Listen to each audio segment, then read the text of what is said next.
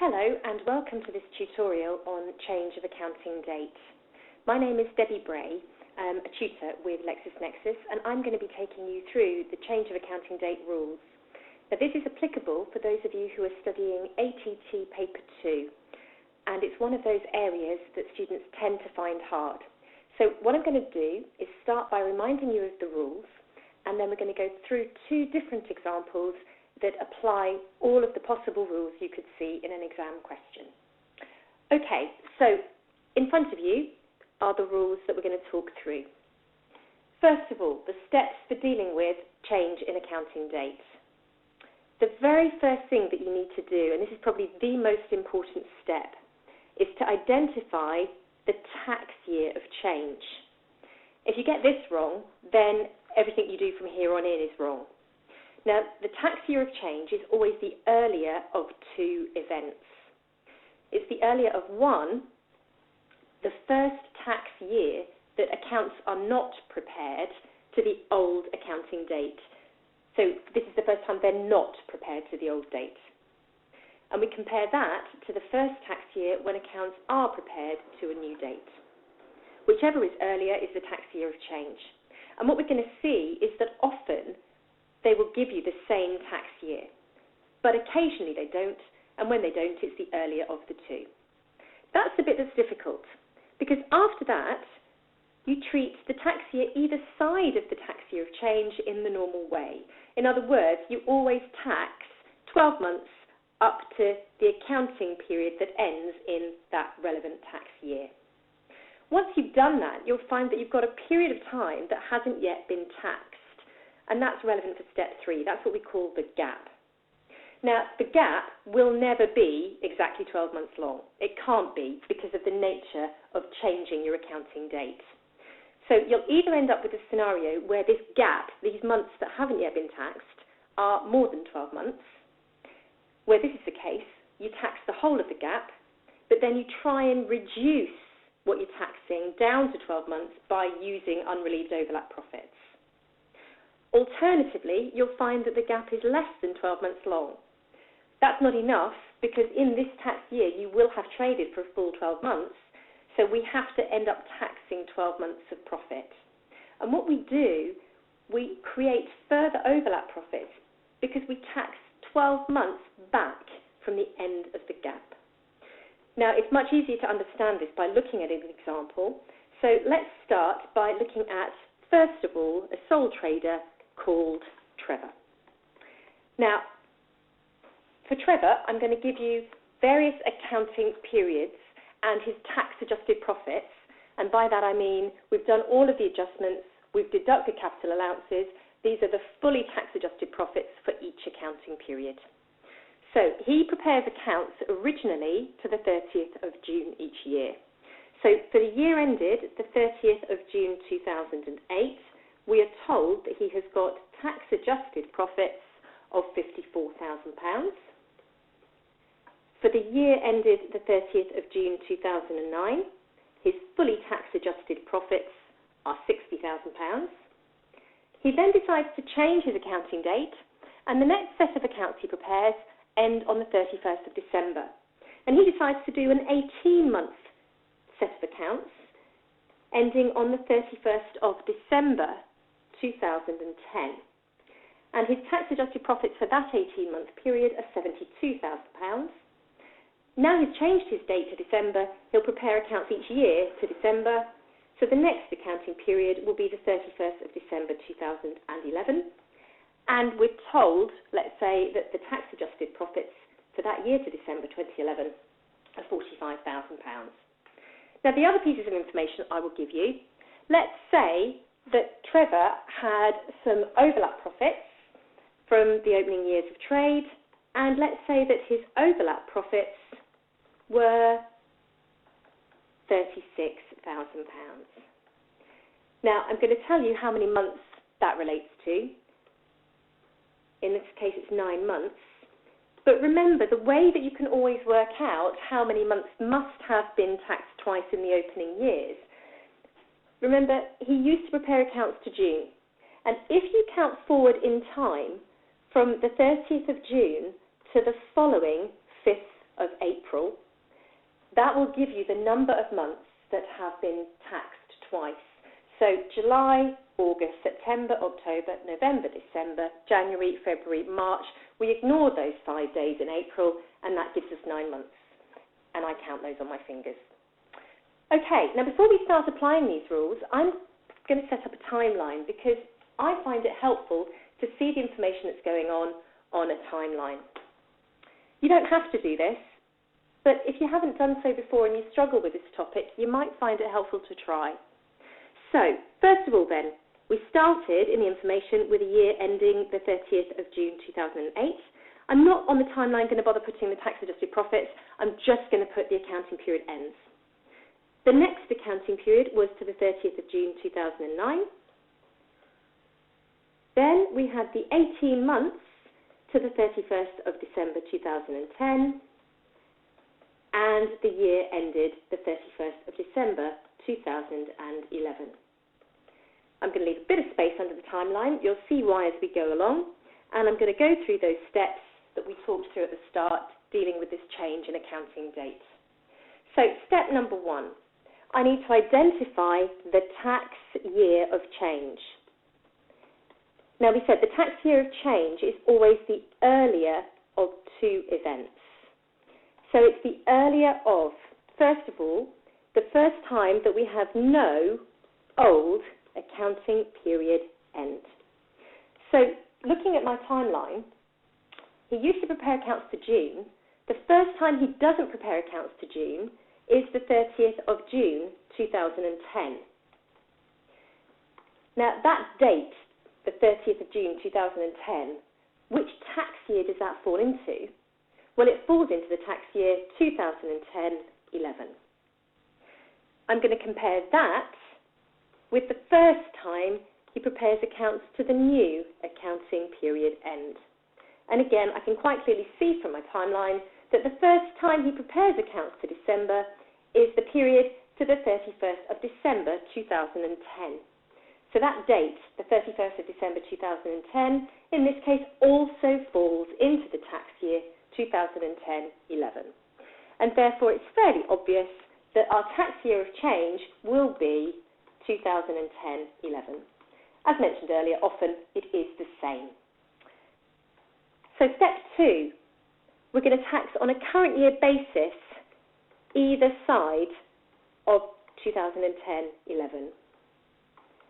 So what is the tax year before 2010-11? Well, that's going to be 2009-10. Looking at my timeline, which accounting period ends between the 6th of April 2009 and the 5th of April 2010? And the answer is this one. The year ended the 30th of June 2009. So we're going to tax this year end in 2009-2010. And if you're doing the timeline approach, you might find it helpful to draw on the timeline what you have assessed in that tax year. But in either case, I'm going to jot it down as well. So in 09-10, on a current year basis, we've taxed the year ended the 30th of June 2009. Okay, so that's the tax year before 2010-11. The tax year after 2010-11 will be 2011-12. So again, on a current year basis, we're going to identify which accounting period ends between the 6th of April 2011 and the 5th of April 2012, and it's going to be this one here. The year ended the 31st of December 2011. So again, on my timeline, I'll show that in 2011-12, we will have assessed the year ended the 31st of December 2011. And again, I'll jot that down in words. Now, if you're not using the timeline option, when you write it down in words, what you might find helpful is to just put in brackets when that year ended the 31st of December 2011 started. You might think, well, that's obvious, but it's not always going to be a December year end, so you might just find that helpful. Because step 3, we need to identify now the gap, those months that have not yet been taxed. And that's why I find the timeline really useful, because I can straight away see that the bit that hasn't been taxed is this bit here. Now in this case, my gap relates to one accounting period. Don't be put off, it could relate to 2 accounting periods, but in this case it's just 1.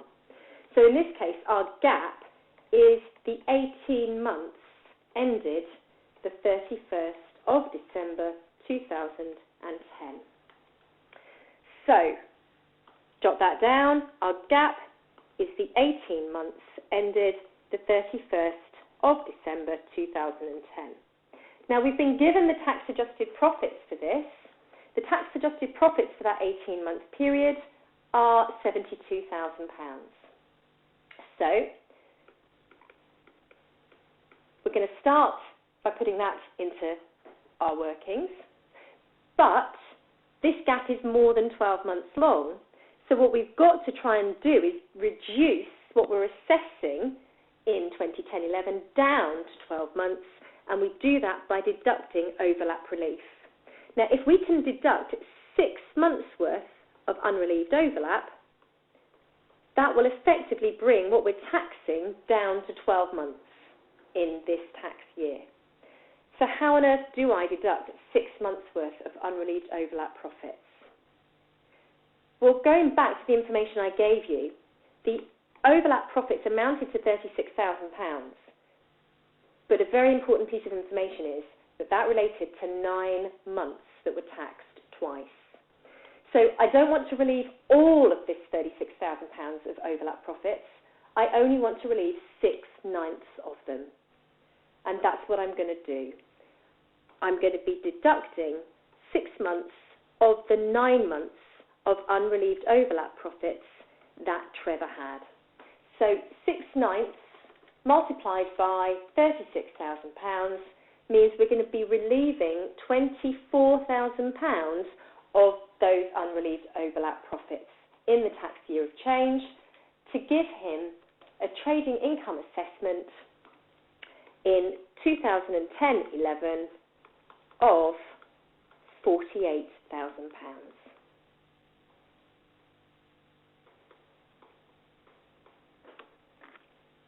And it's this figure here that we would then take to his income tax comp.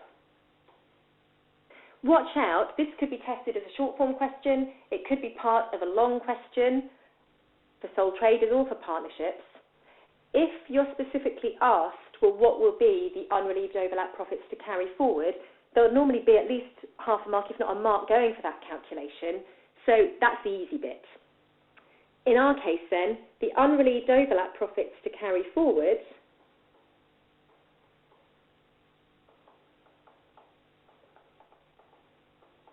we started with original unrelieved overlap profits of £36,000, and that related to 9 months, remember, that had been taxed twice in the opening years. From that, we're going to deduct what we have used in 2010-11 on the change of accounting date. We've used £24,000. In other words, we've had tax relief for £24,000 of those unrelieved overlap profits because we've relieved 6 months' worth. So to carry forward, the amount of overlap profits that we have are £12,000, which relates to 3 months that are now deemed to have been taxed twice. And Trevor will either get relief for these on a future change in accounting date, or more likely, he'll get relief for these when he ceases to trade in that final tax year of trade. Okay, so hopefully that's all clear. It does take quite a long time, and I accept that when you're dealing with a long question, by the time you get to this stage, particularly if you've done your add-backs and your adjustments to profit, if you've had to also calculate your capital allowances, you may well be slightly running out of time. So for those of you who want an alternative way of doing this quickly, I'm going to give you an alternative suggestion. And if you're going to use this alternative suggestion, then please do draw up the timeline. In this case, we're going to start again by putting all of the accounting periods on the timeline. So the year to June 08, the year to June 09, the 18 months to the 31st of December 2010, and the year ended the 31st of December 2011. And then what we're going to do is we're going to identify the tax year that each accounting period ends in. So, starting with the first one, the year ended the 30th of June 08. Which tax year does the 30th of June 08 fall into? It falls into 08-09. The year to the 30th of June 09, the 30th of June 09 falls into the tax year 09-10. The 18 months to the 31st of December 2010, that date, the last day of that period, the 31st of December 2010, falls into the tax year 10-11. And the next accounting period, the year to December 2011, 31st of December 2011, falls into 11-12. So in this case, we've got one accounting period that ends in each of those tax years. So now let's look at how long each of those accounting periods are. Well, the first one, the year to June 08, is obviously 12 months. So on a current year basis, we're going to assess the year ended the 30th of June 08 in that tax year, and that's it. Nice and easy. The same applies to the year ended the 30th of June 09. It's a 12-month accounting period, so on a current year basis, we will just assess that one year end in 09-10. However, when we come to look at the 18 months to the 31st of December 2010, that's odd. That's more than 12 months. Therefore, this is our tax year of change. Because this is our tax year of change, and we've only got the one accounting period that ends in this tax year of change, we're going to tax the whole of the 18 months to the 31st of December 2010, and then we're going to deduct 6 months' worth of unrelieved overlap profits.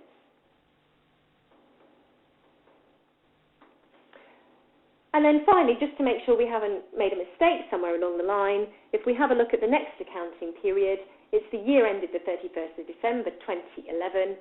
So that's, again, just one 12-month accounting period ending in 11-12, and therefore we're back to our current year basis again. So that you might find helpful. If you didn't find that helpful, stick to the full step-by-step approach we started with. Okay, so that's Trevor. And looking back at our steps, we identified the tax year of change. We looked at the profits that would be assessed in each tax year before and after the tax year of change. We identified the gap, and in Trevor's case, the gap was 18 months. 18 months is more than 12 months, and so what we did, we reduced the gap to 12 months by using unrelieved overlap. Okay, so let's look at the other scenario then. So this time we're going to look at a different sole trader. This time we're going to look at Barry. So, information about Barry then. He used to prepare his accounts to October each year.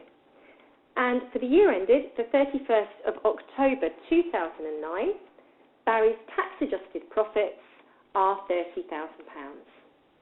For the year ended the 31st of October 2010, his tax-adjusted profits are £36,000. He then decides to change his accounting date, and he prepares accounts for the 18 months to the 30th of April 2012. And the tax-adjusted profits there are £60,000.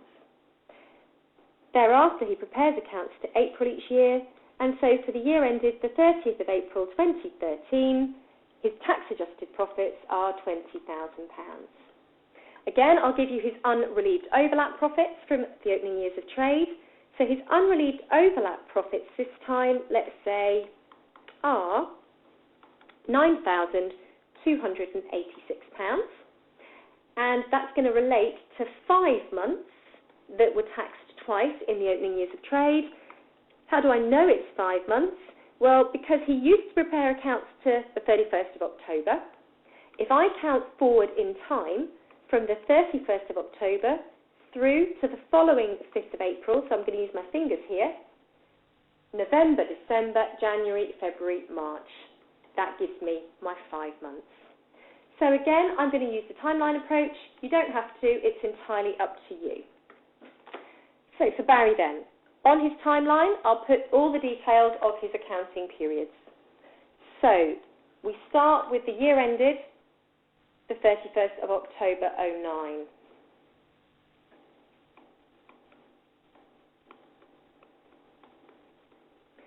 He then had a year end of the 31st of October 2010, an 18-month period to the 30th of April 2012, and the year end, the 30th of April 2013. Now, some of you are probably looking at this and thinking, I know, the tax year of change, the gap, it's just going to be this 18 months to the 30th of April 2012, because that's the odd one. And that's why we picked this information, because you're going to see that that isn't the case. So let's go through step by step. First of all, as before, we're going to identify the tax year of change. So the tax year of change is the earlier of.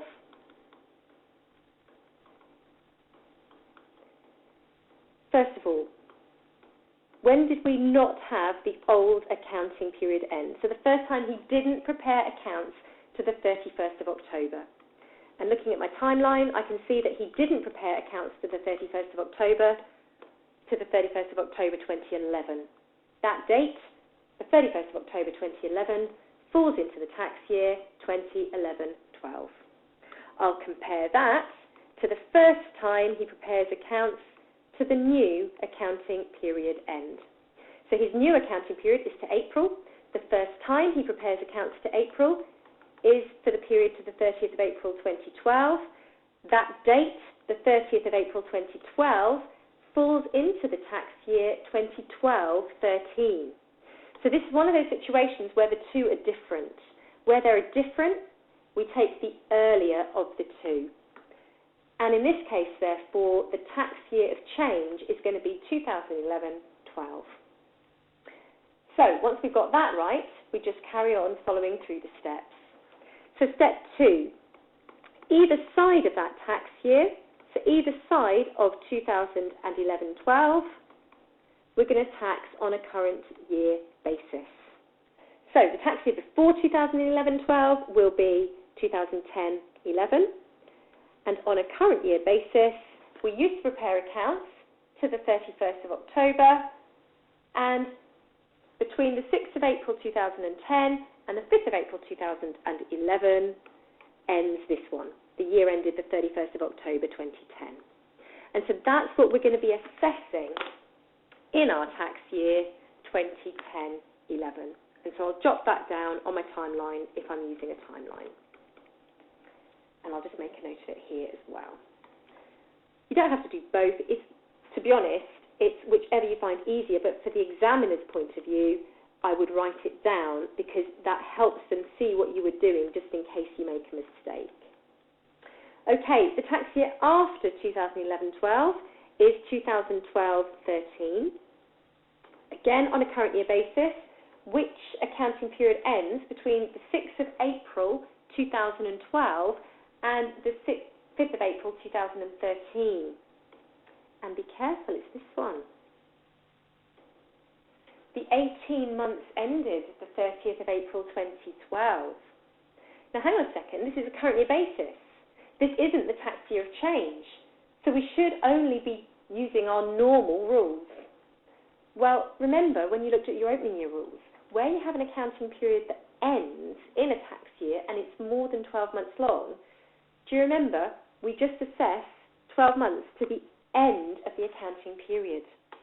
So what we're going to do, we're going to go back in time 12 months.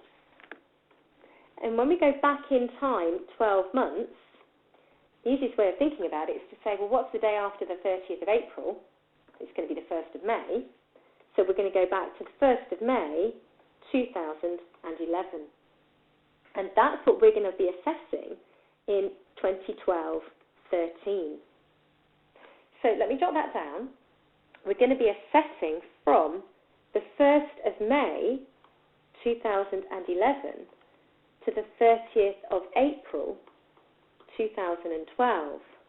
And if you had to do the numbers for this, then be careful, because you'll actually be taxing 12/18 of the tax-adjusted profits for this accounting period, for the 18 months to the 30th of April 2012. And if I look back, the tax-adjusted profits for that 18-month period was £60,000. So you'd be calculating 12/18 of £60,000. Okay, so as before, what we're now going to do, step 3, is identify the gap. What haven't we yet taxed? So looking at the timeline, the bits that we haven't yet taxed is going to be from, and I'll do it in a different highlighter colour, it's going to be from the 1st of November 2010 through to the 1st of May 2011. So that's going to be November 2010, December 2010, and then January, February, March, April 2011. In other words, this gap is only 6 months long. Let's jot that down in words.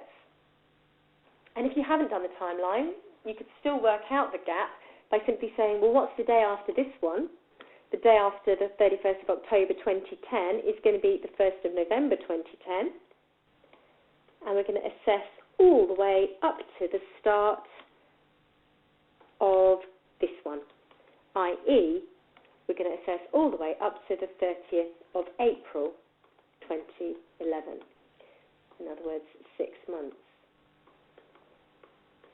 Now, remember, what do we do where the gap is less than 12 months? Well, let's go back to the rules.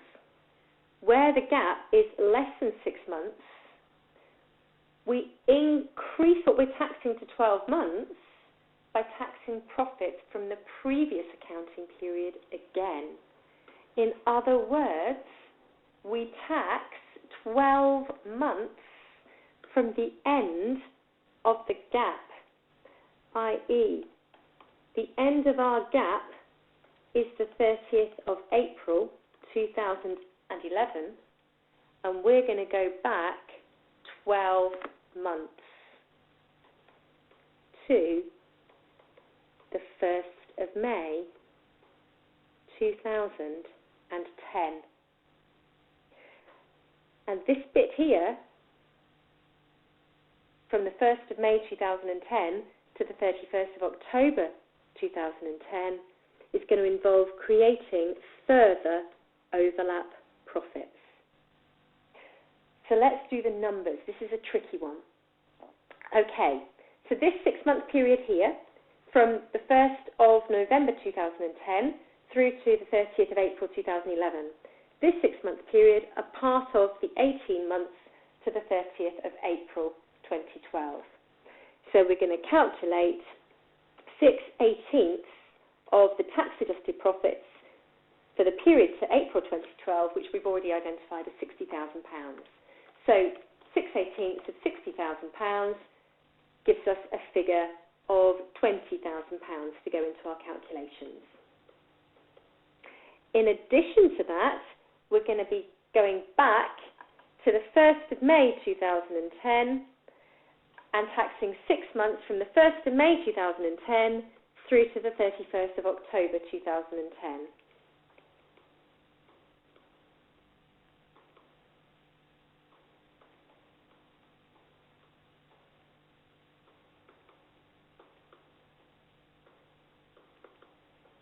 To do the numbers for this, that's 6 months of a year end.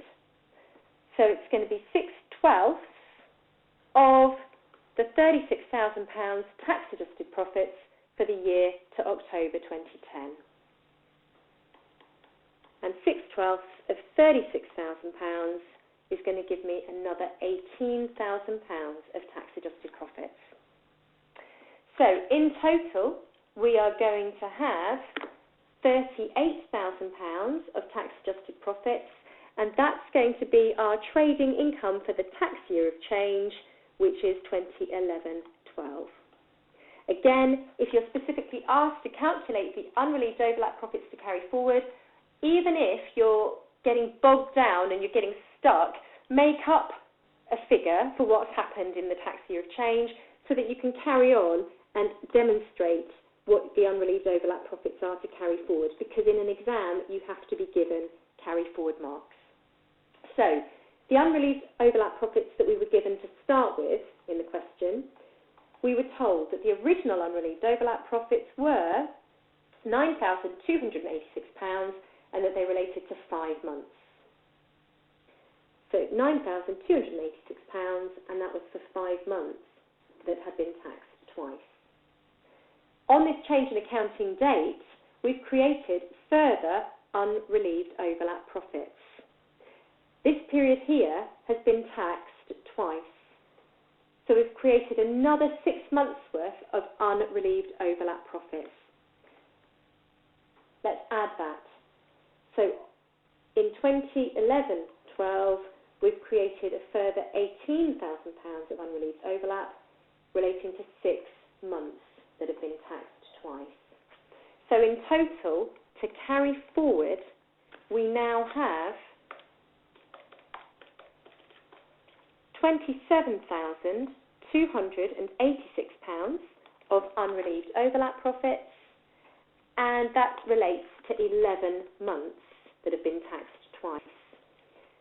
And just to prove that the idea behind working out the number of months of overlap always works, look back at the information we've got for Barry. He now prepares accounts to the 30th of April. So if we count forward in time from the 30th of April through to the following 5th of April, that's going to be May, June, July, August, September, October, November, December, January, February, March. And we don't care about those 5 days in April. That is 11 months. Okay, this was a very difficult one. This is as hard as anything you'll ever see. Again, it does take a long time. Let's just have a look at how you could have done this without going through that blow-by-blow step, i.e., could we just have done that information on the timeline and worked it out from the timeline?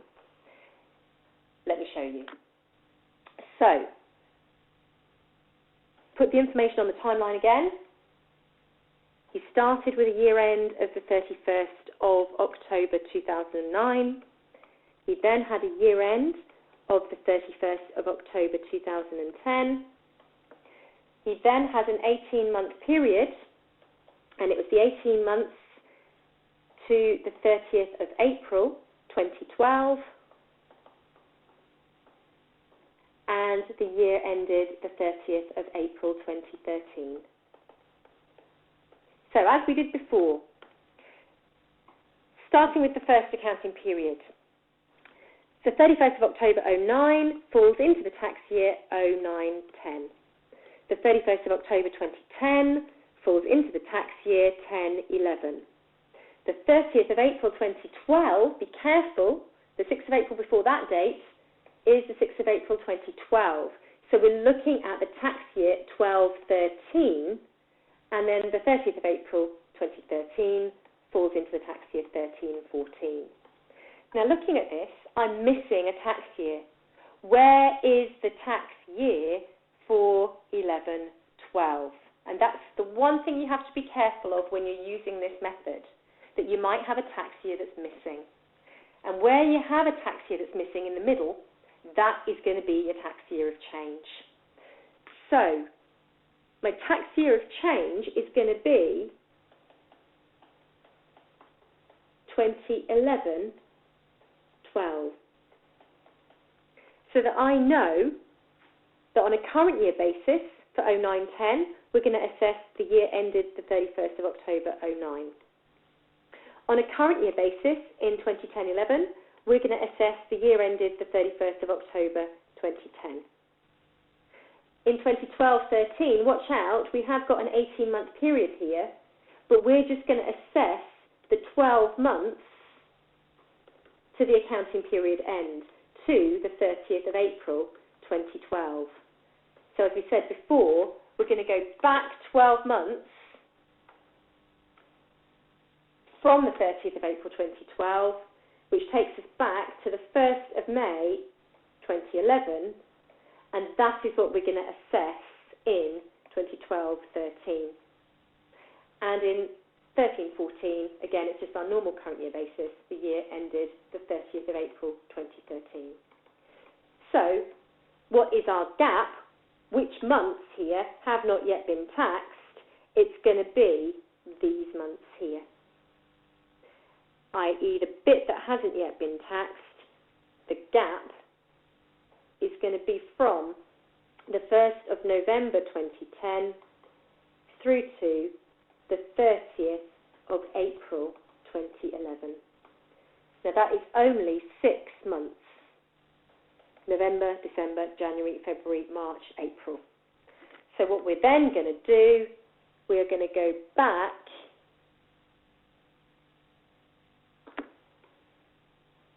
another 6 months. And the easiest way of thinking about it is you're actually going to go back 12 months from the end of the gap. So our gap ends on the 30th of April 2011. So we're going to go back to the 1st of May 2010. And it's this period here that we're going to assess in the tax year of change 2011-12. I hope that this has helped your understanding with change of accounting date. The best way of dealing with it is lots and lots of question practice. But from an exam point of view, do not get too bogged down by it. And if you're getting bogged down, guess a number. Doesn't matter what it is, just guess a number, put it down on the page, and keep going. The worst thing you can do is spend ages on this and then not finish the exam. The very best of luck.